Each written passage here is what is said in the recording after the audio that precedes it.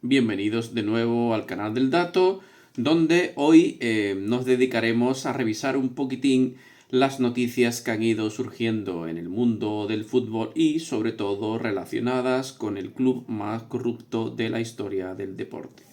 Dentro vídeo. Porque aquí la víctima es el Barcelona. Los datos son los datos.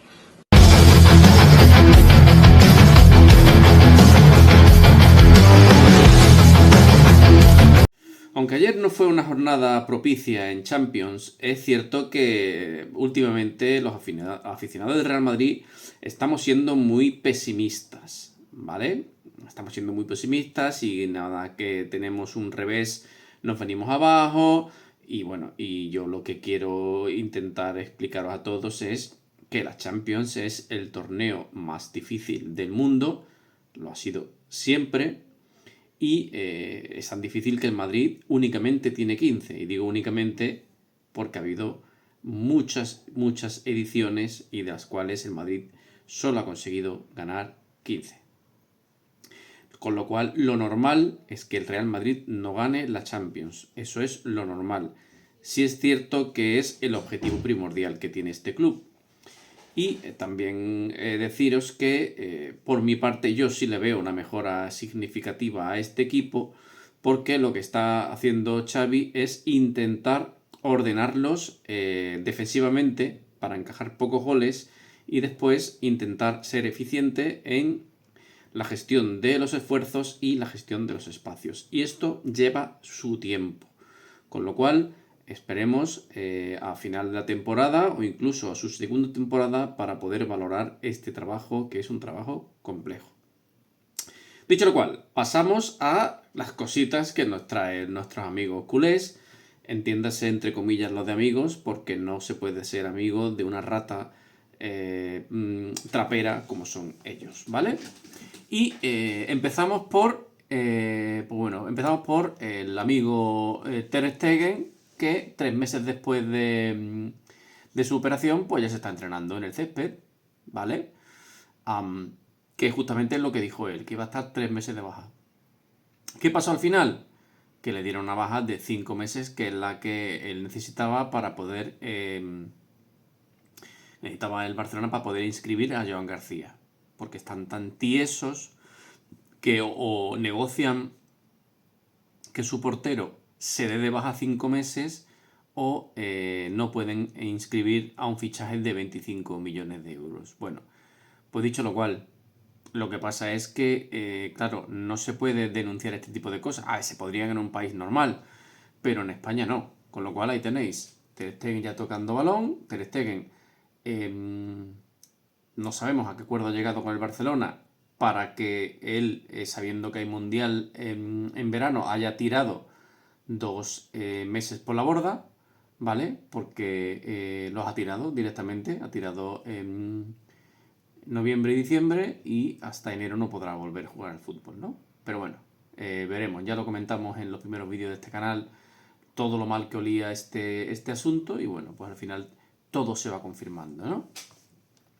Pero es que ahora os comento un chascarrillo, ¿vale? Y es que he visto esta noticia muy simpática simpática menos para los que viven en Barcelona, ¿vale? Y dice que Barcelona se posiciona como la segunda ciudad más insegura de Europa, ya que el riesgo de robo triplica a la media española. A ver, siento mucho todos los seguidores que sois de Barcelona, todos los que vivís allí, os siento mucho la situación esta, ¿vale? No me río de vosotros para nada, ¿eh? Que lo tengáis claro que esto es solo un chiste porque cuando vi la noticia se me ocurrió, digo, coño, es normal. Es normal que en Barcelona sea donde más robos se producen porque es la entidad de fútbol y deportiva que más ha robado en la historia. Con lo cual es la perfecta ubicación, la ciudad con más robos para el equipo que más roba. Ya está, era un chiste. Pero bueno, seguimos. No sé si habéis enterado que, bueno, pues resulta que entre los trabajadores del estadio del Camp Nou, pues bueno, hay un brote de tuberculosis, ¿vale? Cosas de estas que pasan siglo XXI en las mejores familias, ¿vale? Los brotes de tuberculosis están algo, como ya sabéis, están a la orden del día, ¿vale? Y sobre todo en entornos donde la prevención de riesgos laborales y el cuidado y la higiene del trabajo pues están por encima de los demás. Entonces, bueno, a ver, ¿qué coño podéis esperar? Que, de verdad, en serio. Estamos hablando de una empresa turca que se trae a tíos sin contrato, que trabajan más horas de las que deberían, son gente, lógicamente, al no tener contrato o estar pagados muy por debajo de los convenios, pues bueno, viven hacinados en pisos, viven hacinados en hoteles, en fin, hay reportes de muchos de ellos denunciando la situación, hay peleas constantes, o sea, es un Cristo lo que tienen montado allí. Lo de menos es que tengan un brote de tuberculosis, ¿no? Eso es lo de menos. Lo más curioso es que si en la prensa por ocule salen este tipo de cosas, ¿qué es lo que habrá ahí? ¿Y qué esperarán las autoridades competentes en meterle mano a este asunto? A mí no me entra en la cabeza. Porque buscad en algún sitio alguna de las noticias que sean referidas a mala praxis en las obras que hubo en el Bernabéu. No vais a encontrar nada. Básicamente porque Florentino, como dueño de una de las constructoras más grandes a nivel mundial, desde luego sabe perfectamente lo que hay que hacer para que una obra sea perfectamente legal. Y allí tenían todos los papeles que tenían que tener. Buscarlo, a ver si encontréis algo. Ya me decís. Y por último, me voy a centrar aquí porque me parece bastante curioso. En el medio del Triangle han sacado un artículo donde se hacen eco de un reportaje que han sacado en el New York Times. Ese es el New York Times, el diario de Trebujena, por ejemplo. O sea, no son nadie el New York Times, ¿no? Que dice que se preguntan dónde están los 1.000 millones de las palancas del Barcelona, ¿vale? Bueno, se preguntan ellos como se lo pregunta a todo el mundo, ¿no? Y es un artículo que os voy a pasar a leer, a comentar, y si os parece,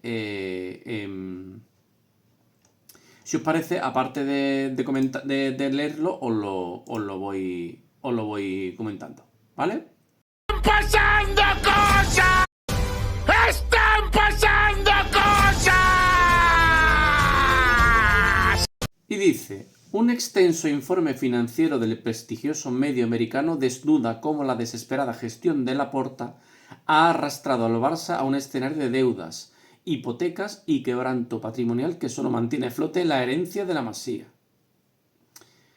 Es sintomático que si la revista Forbes anuncia que el Barcelona es el tercer club de fútbol del mundo en valor económico, la prensa catalano-laportista de régimen lo destaca como un hito sin precedentes, presentándole como un mérito exclusivo de su presidente Joan Laporta en el contexto de una recuperación financiera cierta e imposible sin su habilidad, talento y audacia en la gestión. La misma prensa minimizaba, ocultaba y menospreciaba ese mismo ranking de Forbes cuando el Barça ostentaba la primera posición durante 2 años seguidos por delante del Real Madrid, el Manchester United y el City en tiempos de Bartomeu. Qué curioso, ¿eh? Pero bueno, Bartomeu ya sabéis que no se puede mencionar porque Bartomeu para esta gente es la bicha, ¿no? Dicho lo cual, la misma reacción que el aparato mediático laportista ha exhibido disimulando y mirando hacia otro lado para ignorar un informe de New York Times poniendo seriamente en duda la capacidad de Laporta para liderar ese camino de vuelta a la sostenibilidad financiera y destacando, sobre todo, que la actual directiva ha parcheado torpemente el impacto de la pandemia a base de palancas fantasmas. Curioso, ¿eh? Analizar las cuentas del Barça en los últimos años es, según Chris Witherspoon, autor de un extenso artículo bajo el título del contable Cómo enfrentarse a la hidra, invitando a crear una imagen mental de ese monstruo de la mitología griega con muchas cabezas que cada vez que cortaban una le crecían 2 más. Hay que recordar que en la gestión de la pandemia todos los clubs por lo que hicieron fue recorte de salarios, ¿vale? para intentar adecuar los costes a los ingresos, ya que perdían los ingresos tanto por taquilla como por televisión, porque se dejaron de jugar partidos, pues, y de muchas otras cosas, merchandising y demás, pues dijeron, para minimizar las pérdidas, vamos a reducir nuestro coste. Entonces se hablaron tanto con las plantillas de fútbol y baloncesto como todos los empleados, y acordaron todos bajarse un 15% el salario. ¿Vale? Eso fue todo. Desde el primero al último que cobra nómina en el Real Madrid se bajaron un 15% el sueldo. ¿Vale? Todo el mundo se dio cuenta que tenían que remar en la misma dirección. ¿Qué pasó en el Barcelona? Pues el Barcelona fue un 10%, creo recordar, y el 10% no se lo rebajaron, sino que lo pospusieron a cobrar en el tiempo. Es decir, lo que le hacían es un préstamo al club. Oye, yo te dejo de cobrar este año 150 millones o 100 millones de euros que tú me debes, pero me lo tienes que pagar en los años sucesivos. Con lo cual, al final, lo que hizo el Barcelona fue pegarse un tiro en el pie, porque hipotecó todos los años sucesivos después de la pandemia, los hipotecó de mala manera, porque tenía que pagar unos sueldos desorbitados a los jugadores, lo cual pues impactó en que no podían fichar a nadie porque tenían el límite salarial excedido, ¿vale? Seguimos.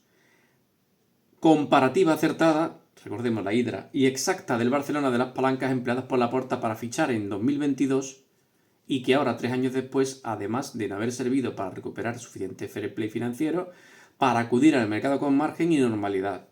Y dice la regla 1-1 o en positivo como el Real Madrid. Recordemos, porque hay mucha gente que no lo sabe y no es lo mismo. La regla 1-1 no es que pueda ir al mercado con normalidad, como siguen vendiendo a su borregada la prensa culé. La norma 1-1 es que si me gasto 50, solo tengo que liberar 50 de masa salarial. ¿Vale? Es decir, si vendo por valor de 50, las amortizaciones que quedan pendientes, salarios y demás, puedo fichar por valor de 50. Eso es el 1-1. Y el Madrid no, el Madrid está en positivo. El Madrid puede hacer lo que le sale de la nutria. Porque el Madrid no va muy por encima del tema del fair play financiero. O sea, el Madrid tiene que tener 200 o 300 millones de margen. Con lo cual, si el Madrid quiere fichar a un jugador, acude al mercado con absoluta normalidad, que eso sí es normalidad, ficha a quien quiera y le paga el sueldo que le dé la gana. ¿Vale? Y dice, pues básicamente, que el Barcelona han generado más de 200 millones en pérdidas ocasionadas por el deterioro de las presuntas sociedades falsamente alimentadas por ingresos y negocios inexistentes. ¿Vale? El artículo del New York Times analiza en profundidad la evolución financiera del Barcelona en la última década, abordando la compleja maraña de decisiones económicas, deudas y maniobras contables de los últimos años, cuyo seguimiento hasta la era Laporta era comprensible en el contexto económico. Esta parte fuerte, ¿eh? A partir de que Laporta entra en escena, cada paso erróneo, improvisado y perversamente orientado a los intereses personales del presidente, a favor del esmaltado de su imagen, de la imposición de un relato mediático tan conveniente como irreal y de la prioridad de producir millonarias comisiones para sus amiguetes Darren Dane, Pini Zahavi y Jorge Méndez, ha generado una telaraña de trampas contables y de vaciado patrimonial que el Barcelona pagará de verdad, hipotecas y deuda millonaria, cuando Laporta ya no sea presidente y hasta el año 2052 como mínimo, lo que llevamos diciendo mucho tiempo. Laporta está esquilmando el club. Están todos haciendo palmas con las orejas porque dice no sé qué del Real Madrid, dice no sé qué del madridismo sociológico, dice no sé qué de Franco. Están todos haciendo palmas con las orejas, ¿vale? Allí flipando, dando caña, y les está robando mínimo hasta el 2052, cuando ella esté fuera, y está forrando en pasta a él y a todos sus amigos. Todos se están beneficiando del Barcelona. Están vampirizando el club, ¿vale? Pero claro, si lo decimos nosotros, somos unos madridistas que estamos amargados y lo que no queremos es que Rey Lamine gane el Balón de Oro. Bien, que le pregunten a Rafinha.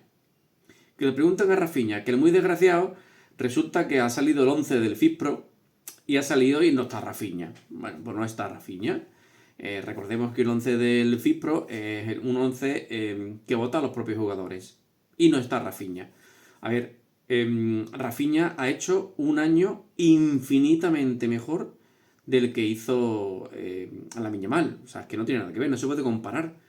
Los números, el juego, lo que impactaba en el juego no tiene nada que ver. Rafinha es digno, para mí,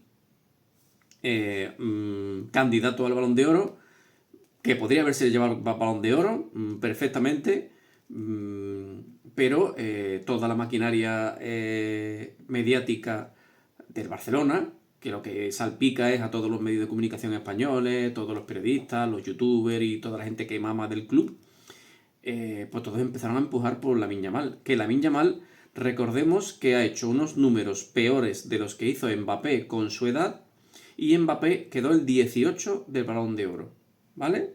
O sea, Lamine Yamal debería haber quedado por eso, no sé, un top 20 del Balón de Oro si todo estuviera bien.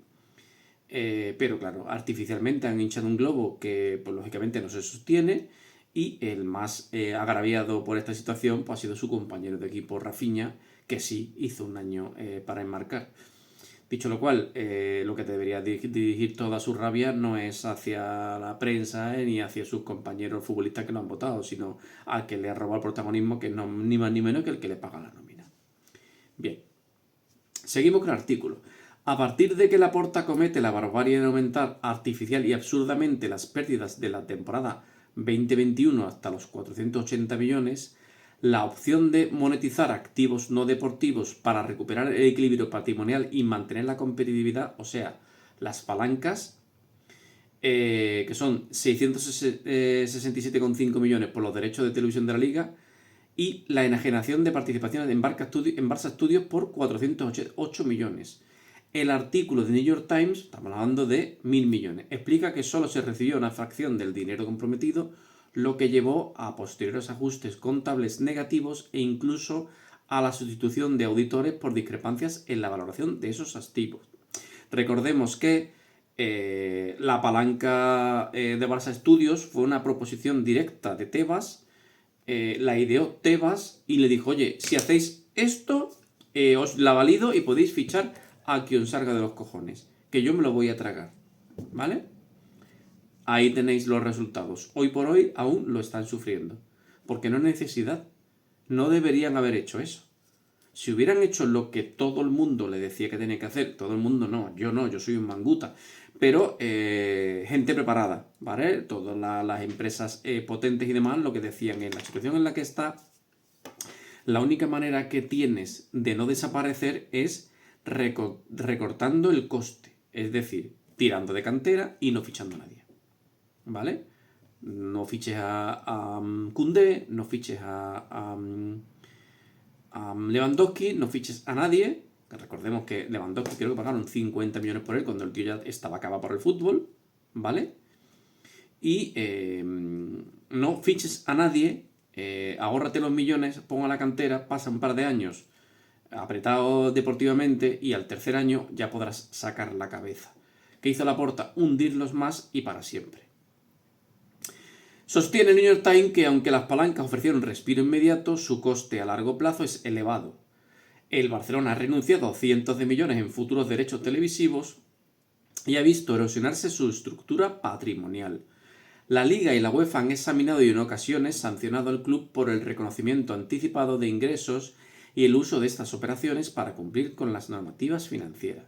La UEFA, por ejemplo, multó al Barcelona por intentar contabilizar la venta inicial de derechos de televisión como ingresos ordinarios, tócate los huevos, y tras nuevas infracciones le impuso un acuerdo de liquidación y la amenaza de sanciones más graves si no cumple con los objetivos de ganancias. Todos sabemos ya que esto va a quedar en nada, porque la UEFA ahora mismo está lamiéndole el sable a Laporta con el tema Superliga, ¿no? Pero bueno, no entremos en este tipo de cosas ahora mismo, ¿vale? En cuanto a la reforma del estadio, el ambicioso plan de remodelación del Camp Nou y sus alrededores, el Spy Barça, que inicialmente iba a costar 600 millones de euros, ha visto multiplicado su presupuesto hasta los 1.500 millones. Ojo, inicialmente estaba también el Palau de baloncesto y ya no lo está. Los retrasos en las obras y la mudanza temporal al Estadio Olímpico Lluís Companys han supuesto pérdidas adicionales por ingresos de taquilla y han retrasado el retorno de la inversión prometida, que podría ascender a 250 millones anuales. Para financiar este megaproyecto, el club ha recurrido a préstamos sindicados, refinanciaciones y fondos de titulación, duplicando y luego triplicando su deuda, de 217 millones en 2018 a una cifra actual de 1.450 millones. Y previsiblemente más alta cuando se consoliden todos los pasivos asociados al Espai Barça. La gestión financiera ha estado marcada por un constante ajuste de cifras, cambio de auditores, de Grant Thornton a Crowe, pasando por una firma intermedia no revelada, sí, a Abaudin SL, de un exjugador de baloncesto del Barcelona, que fue una firma no autorizada, que fue la que hizo un informe no autorizado para decir que los palcos VIP podían contar en el fair play financiero, y la Liga, en base a ese informe, hizo constar que el Barcelona estaba ya dentro de la regla 1.1, que fue lo que usó el CSD para inscribir a Dani Olmo. O sea que sí se sabe quién es el auditor. Sí se sabe. Pasa que, bueno, en fin, hay que cavar un poquitín más, ¿vale?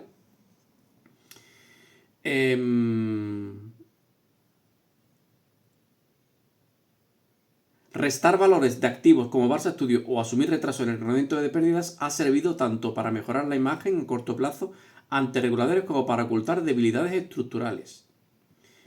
Sigue. A pesar de que la temporada 24-25 arrojó una pérdida reducida, 8.4 millones, el club aún depende de ingresos extraordinarios, como la venta de licencias de asientos VIP por 100 millones, de los que 71.6 se reconocieron en el ejercicio como ingresos ordinarios. ¡Ordinarios! Con lo cual, la pérdida reducida de 8.4 es mentira. La pérdida fue de 80. ¿Vale? Con lo cual,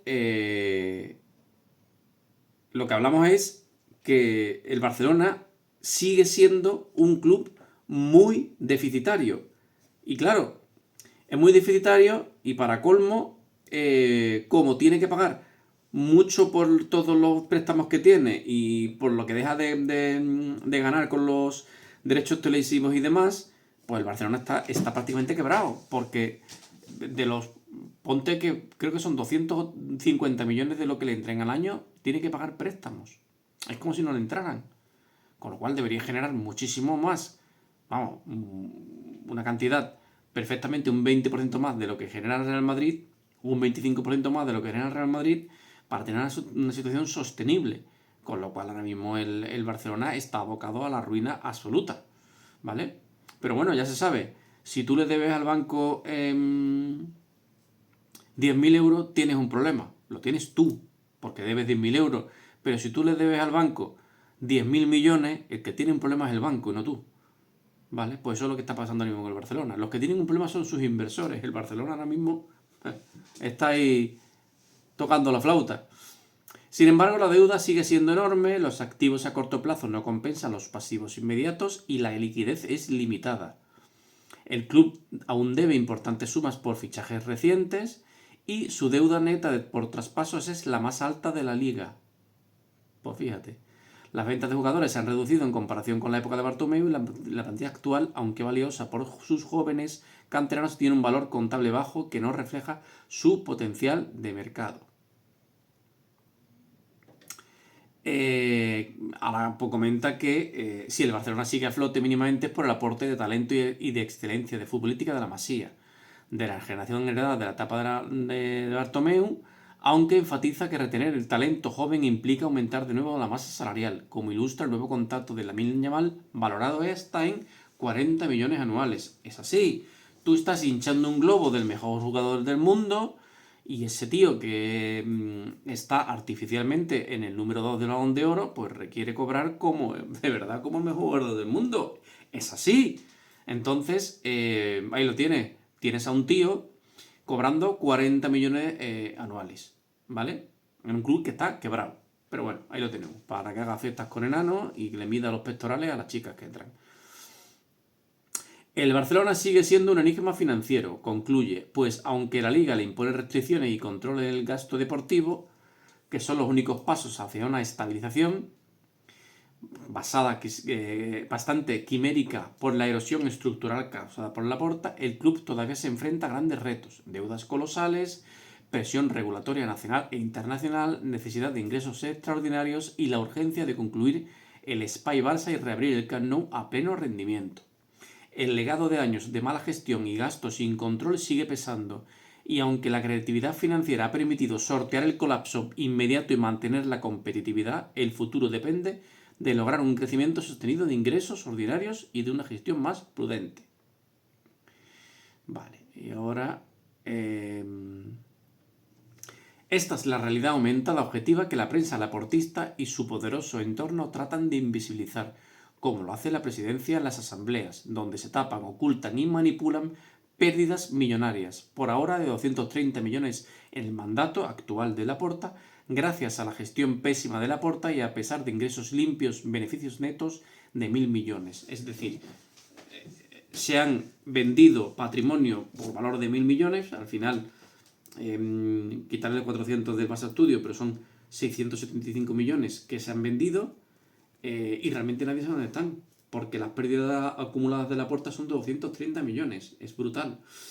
Y es importante, si Laporta no consigue ser reelegido, le podrían pedir responsabilidad por esos 230 millones, por eso está tan nervioso Laporta.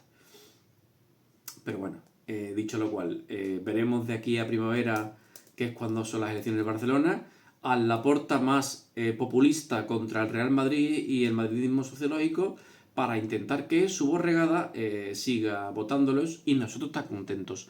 Porque tenemos aseguradas dos cosas. Mientras este tío sea el presidente del Barcelona, el Barcelona seguirá metido en el pozo de mierda. Y además nosotros, a los que nos gusta comentar este tipo de cosas, nunca tendremos un día sin poder contaros los chistes que nos vienen desde Barcelona. Listo, no os aburro más. Si os gustan este tipo de cosas que os comento en el canal, ya sabéis, like y suscribiros y valor. No se puede robar, bueno, se puede, ¿no? Igual que no se puede matar, pero bueno, sí se puede, lo que no se debe. Y lo que vamos a hablar aquí es que hay consecuencias para quien robe, para quien ejerza la piratería, pues se exponen unas consecuencias y cada uno es libre de asumir esos riesgos, ¿no? Y yo creo que entre todos, aparte de concienciar, lo que tenemos es que exponer que las consecuencias pueden ser bastante graves y el que ejerce esta piratería, bueno, pues asume claramente que está expuesto a esas consecuencias. Así dicho.